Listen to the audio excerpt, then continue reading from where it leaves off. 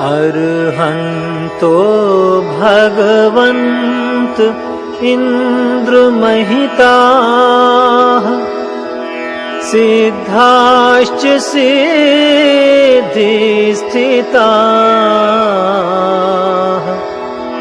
आचार्या जिन शासनोन्नतिकराः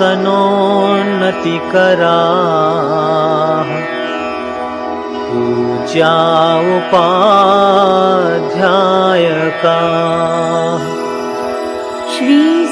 जैन धर्म श्रमण परंपरेतून निर्माण झालेला आणि भारतातील प्राचीन धर्मांपैकी एक 24 तीर्थंकरांची संपन्न परंपरा या धर्माला लाभली आहे. या तीर्थंकरांनी धर्म मार्गापासून दूर झालेल्या समाजाला पुन्हा धर्म मार्गाकडे आणण्याचं कार्य केलं. जैन धर्माचे 24वे तीर्थंकर भगवान महावीर यांनी समस्त मानव जातीला मार्गदर्शक ठरतील अशी अहिंसा, सत्य, अचौर्य, ब्रह्मचर्य आणि अपरिग्रह या 5 तत्वांची शिकवण जगाला दिली. भगवान महावीरांचा वारसा पुढे नेत आचार्य श्री कुंद यांनी समयसार यासारख्या पंचपरमागम महान ग्रंथांची निर्मिती केली. जैन धर्माचा हा गौरवशाली वारसा पुढे नेण्यात जैन मुनींचा फार मोठा वाटा आहे.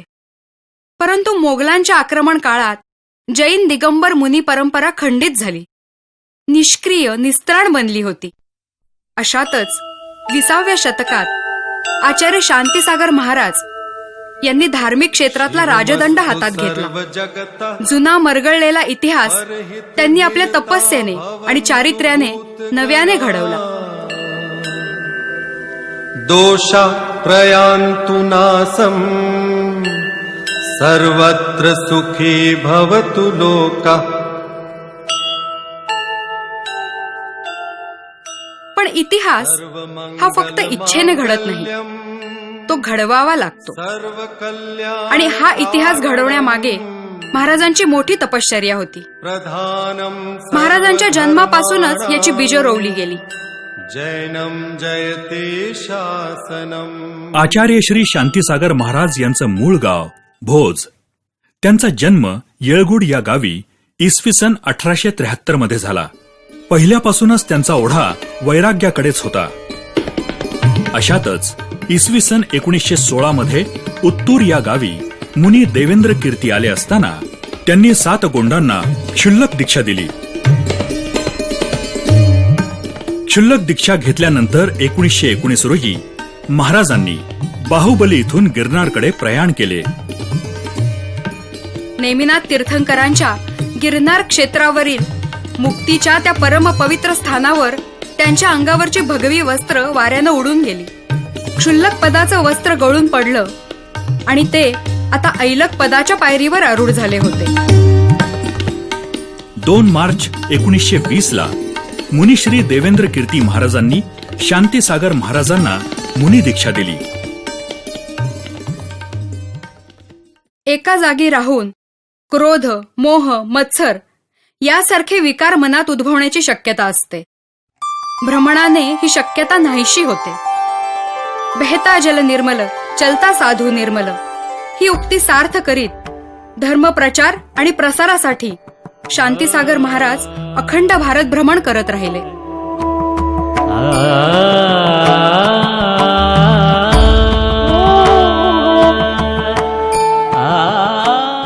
या भ्रमण काळात शांतीसागर महाराजांनी सुमारे 57,000 किलोमीटरचा प्रवास पायी करून गावोगावी आणि शहरोशहरी आपले विचार लाखो लोकांपर्यंत पोहोचवले.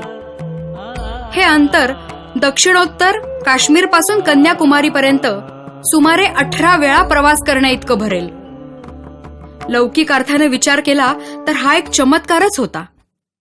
या भ्रमणाच्या काळात महाराजांनी धर्म प्रभावनेचे काम तर केलेच, पण बरोबरीनं तब्बल 400 जैन साधूंना दीक्षा देऊन जैन मुनी परंपरेची मुळं घट्ट रोवली. या तपश्चर्येच्या काळात संलेखनेपर्यंत महाराजांचे एकूण 41 चातुर्मास झाले.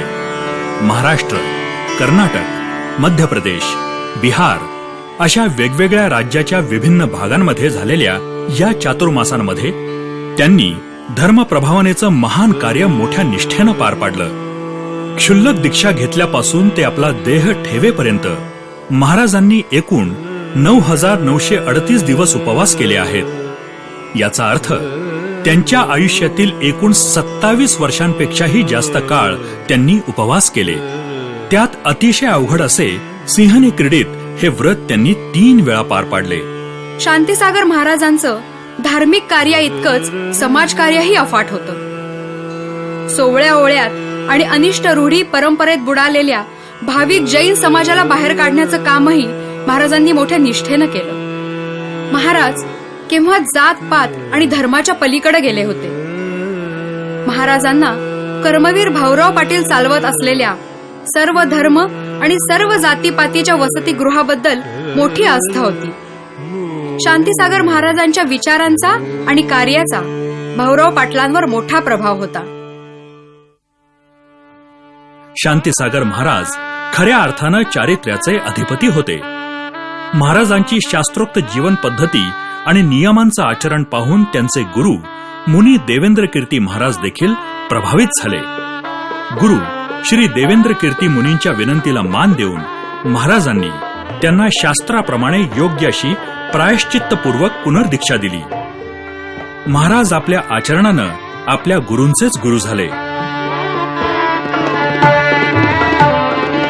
1951 मध्ये गजपंथ नाशिक येथील पंचकल्याणक प्रतिष्ठा महोत्सवामध्ये त्यांना चारित्र्य चक्रवर्ती ही उपाधी देण्यात आली. चारित्र्य चक्रवर्ती शांतीसागर महाराजांचं हे अलौकिक कार्य अविरत सुरूच होतं. अखेर ऑगस्ट 1955 मध्ये जेव्हा आपली दृष्टी अधिकाधिक क्षीण होत असल्याचं महाराजांना जाणवलं, तेव्हाच त्यांनी यमसल्लेखनेचा दृढनिश्चय केला. शरीराची नश्वरता ते जाणून होते. सारं आयुष्य तपस्साधनेत, ज्ञानाराधनेत आणि आत्मानंदात व्यतीत करणाऱ्या श्रेष्ठ मुनीश्वरांचं प्रबल मन हेच वैशिष्ट्य असतं. सल्लेखनेच्या 36 दिवसात आचार्य श्री पूर्णपणे सजग होते. महाराजांच्या दर्शनासाठी दररोज सुमारे 30,000 भाविक कुंथलगिरी इथे येत होते आणि 10,000 श्रावक श्राविका तिथंच बसून राहत होते.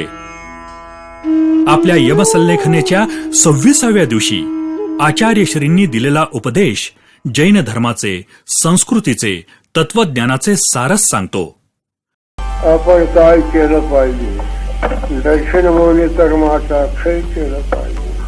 कशानं क्षय होतो?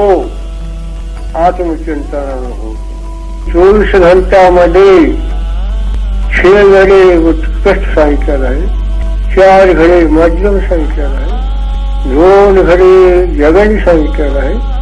निरांला 10-15 मिनिट तर करावा. निरांला आमचं म्हणणं 5 मिनिट तर करावा. या धर्माचा मूळ कोळसा सत्य अहिंसा. अरे चोरानं सगळं सत्य अहिंसा म्हणता, पाळत नाही. सत्य अहिंसा पाला. सत्यामध्ये सम्यक येतो, आपलं कल्याण होतो. 18 सप्टेंबर हा सल्लेखना काळातला 36वा आणि अखेरचा दिवस.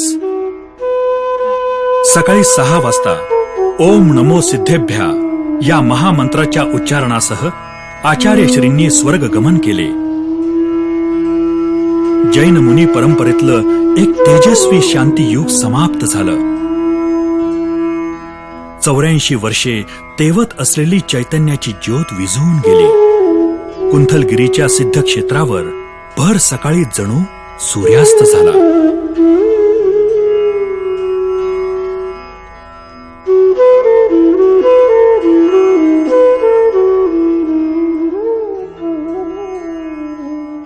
जैन धर्माला ग्लानी आलेली असताना शांतीसागर महाराजांनी उभ्या देशाला धर्माचा पाठ शिकवला.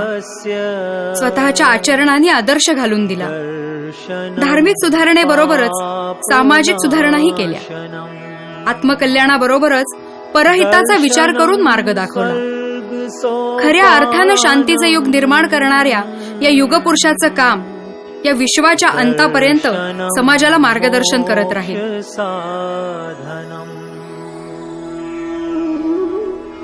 अशा या धर्ममूर्ती प्रथमाचार्य चारित्र चक्रवर्ती परमपूज्य 108 श्री शांतीसागर महाराजांच्या चरणी कोटी कोटी वंदन.